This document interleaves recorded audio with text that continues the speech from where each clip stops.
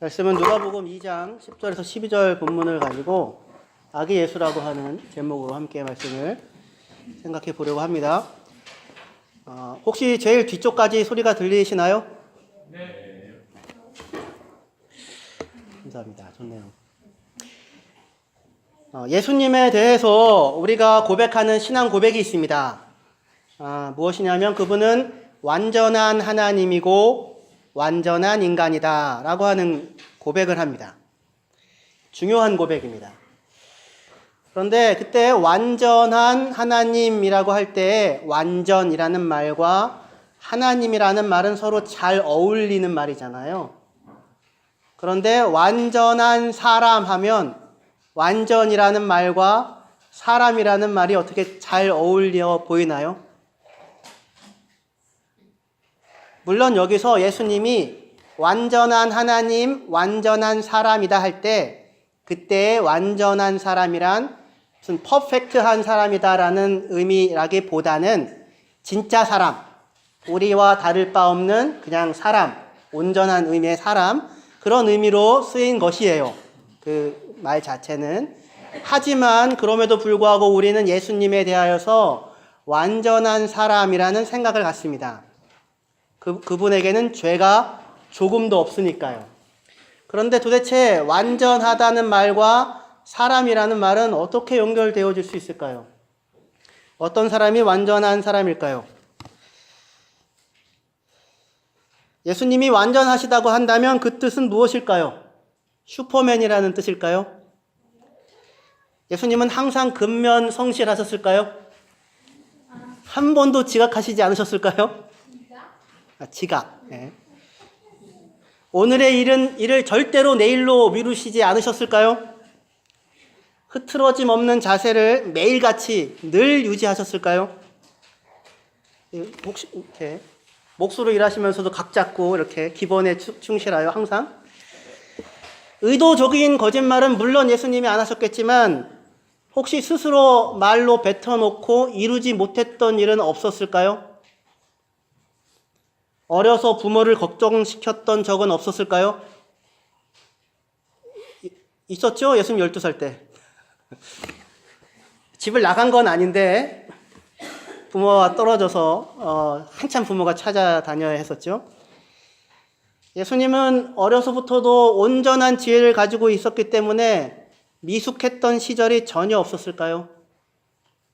예수님은 언제나 정답을 알았을 뿐 아니라 항상 그 정답을 살아내셨을까요? 우리는 이렇게 묻게 됩니다. 완전한 사람? 죄 없는 분? 도대체 완전한 사람이라는 건 뭔가? 예수님은 똑똑하셨을까요? 하나를 배우면 열을 깨우쳤을까요? 좋은 예절과 인성이 몸에 배어 있었을까요? 교양과 기초 상식이 풍부하며 하고 그러면서도 배려와 겸손이 가득한 사람이었을까요? 외국어 한두 개쯤은 능숙하게 구사하고 요즘엔 그거 필수적이지 않습니까? 좋은 몸매, 적당한 키에 좋은 옷발을 가지고 계셨을까요?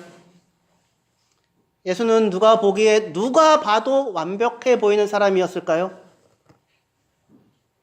예수님은 모두에게 사랑받으셨을까요? 그렇지 않았었죠. 모두에게 사랑받지 않았었죠.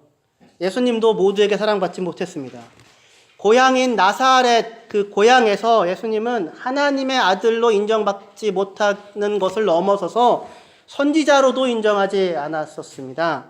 그리고 예수님의 친척과 가족들은 예수님 보고 미쳤다, 귀신 들렸다 이렇게 얘기해서 잡으러 와야 하기도 했었습니다. 예수님의 형제도 예수님을 인정하지 않았었습니다. 또 유대 종교 지도자들은 예수님을 신성모독하는 사람이다, 율법 파괴자라 이렇게 생각하였고 그리고 예수님도 누군가에게는 죽이고 싶은 미움의 대상이 되기도 하셨습니다. 그럼에도 불구하고 성경은 예수님을 분명히 죄 없으신 분이라고 말합니다. 의로우신 분이라고 말합니다. 그리고 우리는 그런 예수님을 완벽한 사람이다 생각합니다. 그러나 이때 예수님의 완벽함이란 무엇을 기준으로 할 때의 완벽함일까요? 오늘 본문에서 예수님은 아이로 태어납니다. 마리아의 뱃속에 10달 똑같이 있었고요. 뱃속에 있으면서 이 인구조사 호적 때문에 등록하느라고 한 170km가 넘는 길을 임산부가 걸어와야 했습니다. 굉장히 오랜 길이죠.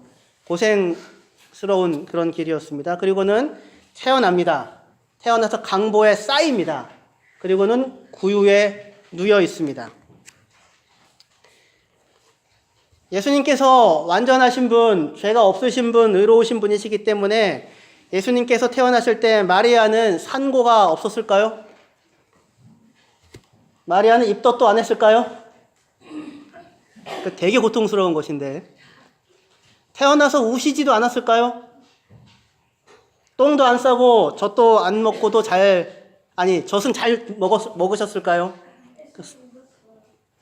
예수님 울었어요. 맞아요. 그때도 울었고 처음에 태어나셨을 때 산이 기뻐도 하셨어. 예, 기뻐. 예수님은 웃으셨을까요? 예, 잔치하면서 웃으셨겠지요. 그런데 중세 시대에는 예수님은 웃지 않았다 이렇게 생각을 했던 시대도 있었어요.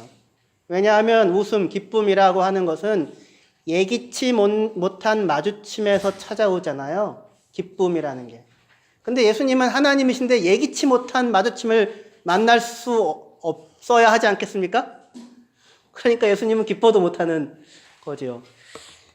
예수님은 우리와 똑같이 태어나서 울기도 했고, 그리고 아기로 태어나서는 아마도 새벽에 깨서 똑같이 울었을 것입니다.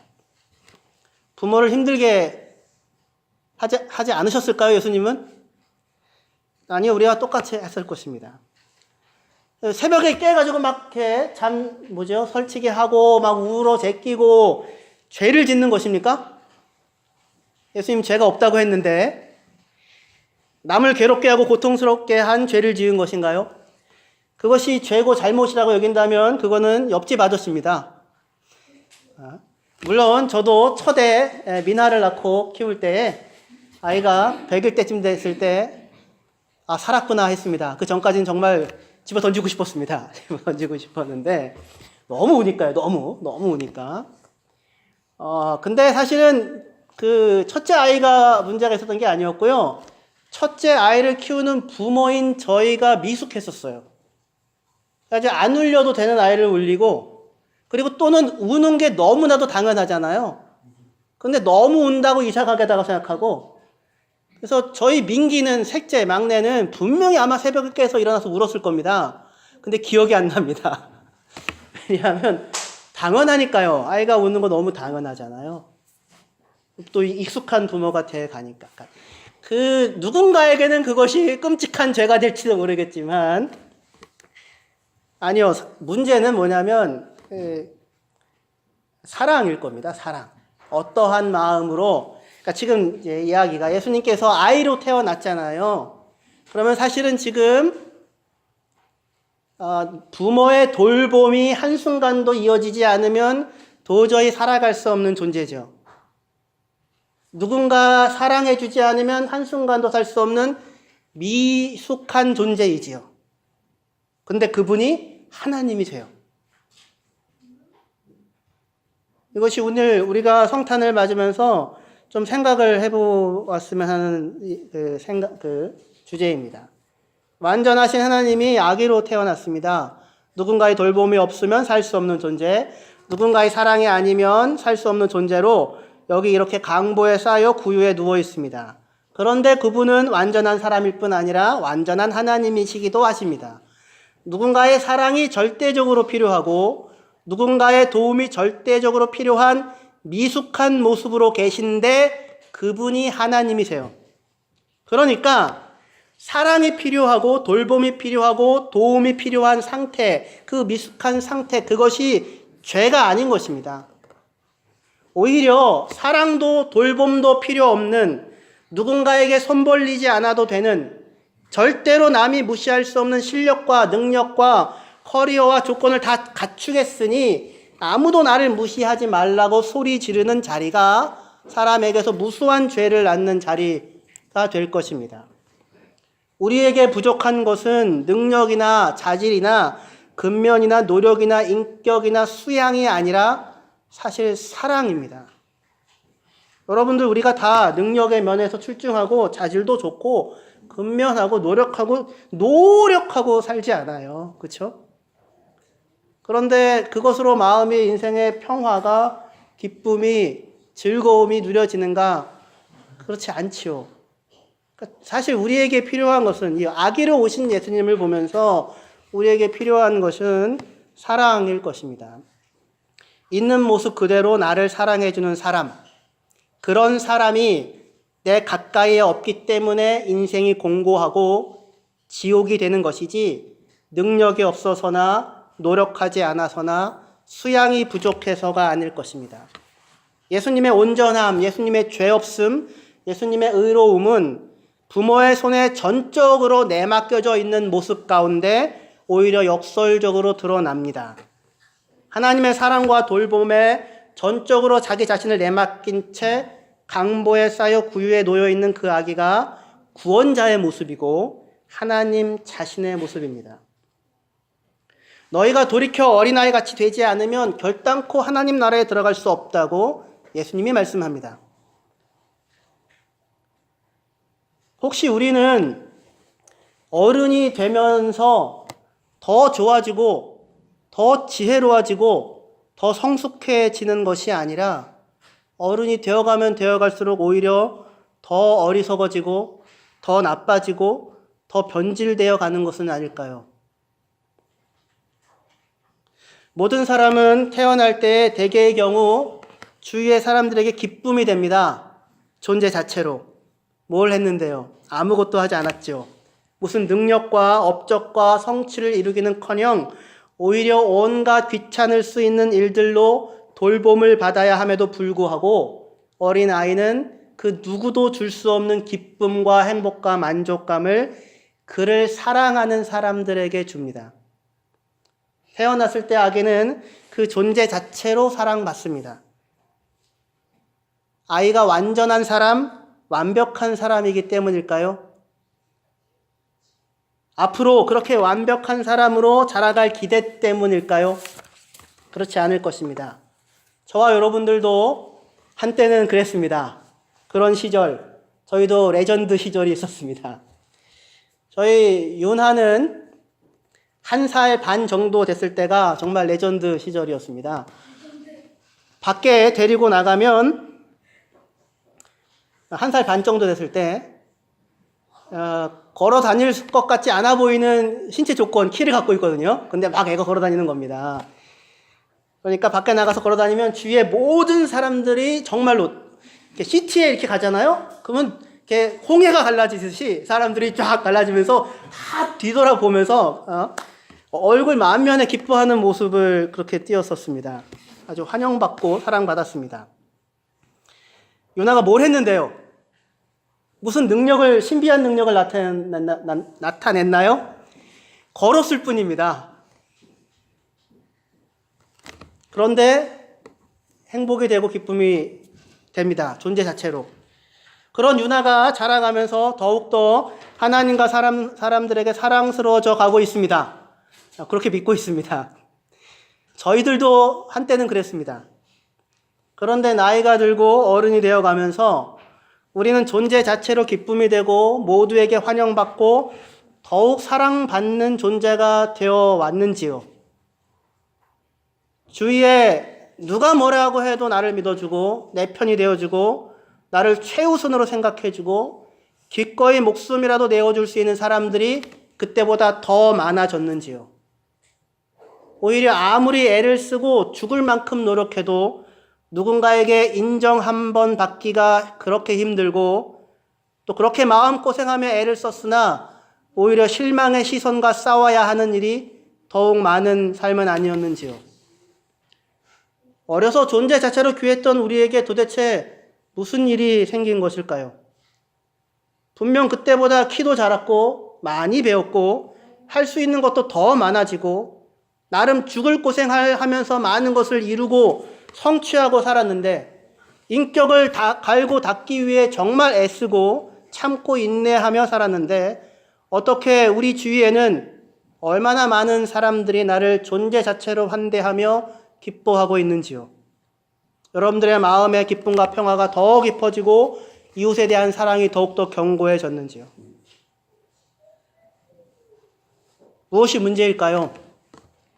내가 아니면 우리가 어른으로 요구되는 성숙함의 자리에 충분히 도달하지 못했기 때문일까요? 내가 너무도 부족하고 부족한 사람이기 때문에 그런 것일까요? 무엇을 더 보완하고 갈고 닦으면 도대체 몇몇 사람들에게서라도 인정을 받을 수 있고 당신이 곁에 있어서 참 고맙다는 소리를 들을 수 있을까요?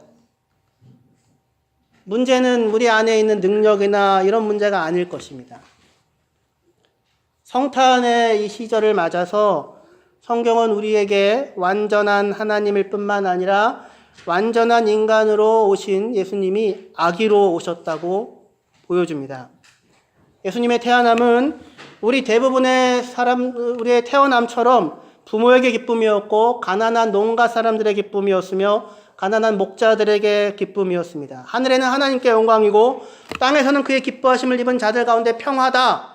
이것이 예수님께서 태어나셨을 때 하나님께서 들려준 말이었습니다. 그런데 그 말은 사실은 예수님만 들었던 것이 아니라 우리도 다 우리의 부모에게서 우리를 사랑하는 누군가에게서 들었던 말이었을 것입니다. 그리고 똑같은 이야기를 예수님께서 세례를 받으실 때 하나님이 말씀해 주십니다. 너는 내 사랑하는 아들이다. 내가 너를 기뻐한다. 그리고 그 예수님의 그 자리에 세례 자리니까 우리 모두도 같이 들어가 있어서 세례받고 예수의 사랑을 믿고 믿음으로 연약한 우리 모두에게 하나님이 똑같은 말씀을 해주십니다. 너는 내 사랑하는 자녀다. 내가 너를 기뻐한다. 이 말씀에 대한 신뢰가, 이 사랑이 우리 안에 하나님 나라를 가져다 줄 것입니다. 여러분, 우리의 마음에 평화가 있고 기쁨이 있는지요? 평화와 기쁨은 내가 전적으로 무력하고 전적으로 도움이 필요한 상황임에도 불구하고 그런 나를 기뻐하며 나를 사랑하는 하나님이 계시다고 하는 사실에 마주칠 때에 우리 안에 누려질 수 있습니다. 그런 가족이 내 곁에 있고 그런 이웃이 내 곁에 있고 그런 친구가 내 가까이에 있다고 하는 그 사실을 문득문득 마주할 때 우리 안에 평화가 기쁨이 자리하게 됩니다. 이 신뢰가 없다면 우리는 우리 삶에 아무리 많은 것을 이루었다 할지라도 그 마음은 지옥과 같을 것입니다. 자녀가 부모의 사랑을 신뢰할 수 없다면, 부부가 서로 사랑을 신뢰할 수 없다면, 성도와 성도가, 목사와 성도가 서로의 사랑을 신뢰할 수 없다면, 가까운 이웃과 동료가 나를 저울질하고 등급을 매기는 자로 내 마음속에 나를 괴롭게 하고 있다면 그 인생은 아무리 많은 것을 이루고 얻었다 해도 평안이 없을 것입니다. 우리는 태어났을 때 존재 자체로 기쁨이었고 우리를 사랑하는 자에게 행복이었습니다. 하나님께 기쁨이었고 하나님에게 행복이었습니다. 그리고 그분의 우리에 대한 사랑은 중단되지 않습니다. 중단되지 않을 것입니다.